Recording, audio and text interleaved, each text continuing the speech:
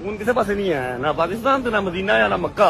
Okay, उसने कहा जी Medina शरीफ में भी सुकून कोई नहीं है। अब ज़ाहिर है वो पढ़ा लिखा तो है नहीं है, उसे पता ही नहीं कि वो क्या बोल रहा है।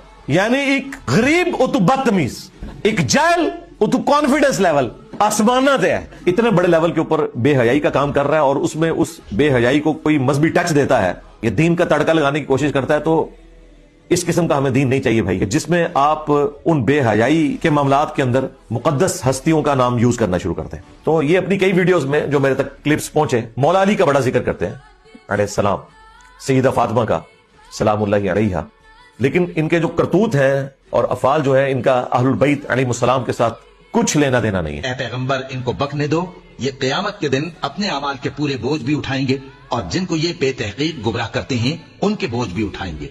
सुन रखो कि जो बोझ ये उठा रहे हैं बुरे हैं।